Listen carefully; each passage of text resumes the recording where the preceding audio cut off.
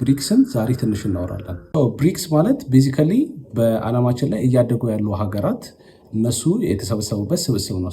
እነዚህ ሀገራት በመጀመሪያ ደረጃ 5 ትልቅ ሀገራት አሉ። ማለትም ቻይና፣ ራሽያ፣ ብራዚል፣ ኢንዲያ እና ሳውዝ አፍሪካ ናቸው።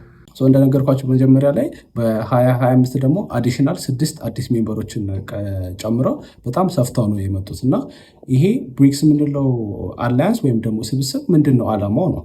ቤዚካሊ እነሱ የሚፈልጉት ምንድን ነው? ለሚያድጉ ሀገራትና በመካከለኛ ደረጃ ላይ ላሉ ሀገራት ፖለቲካል ኤንድ ኢኮኖሚካል ኢንፍሉዌንስን በዓለም መድረክ ላይ መስጠት ነው። ይህንንም ደግሞ በምን አይነት መንገድ ያሳኩታል ብላችሁ የምታስቡ ከሆነ አዳዲስ ኢኒሺዬቲቮች አሏቸው። ከዛም መሀል አንደኛው ኤንዲቢ ይባላል። ማለትም ኒው ዲቨሎፕመንት ባንክ የሚባል ሲስተም አላቸው። ይሄም ወርልድ ባንክና አይኤምኤፍን ቻሌንጅ የሚያደርጉበትና ፋይናንሻል ሬጉሌሽንን የሚያስተካክሉበት ብሎ ያሰቡት ኢኒሺዬቲቭ ነው። የዶላርን ተጽዕኖ ይቀንሳል ብለው ያስባሉ። ከዛም በላይ ደግሞ መልቲፖላር ወርልድ የሚለውን ክሬት ያደርግልናል ብለው አላማ ይዘዋል። በጀመርነው ዓመት ኢትዮጵያ የተቀላቀለችው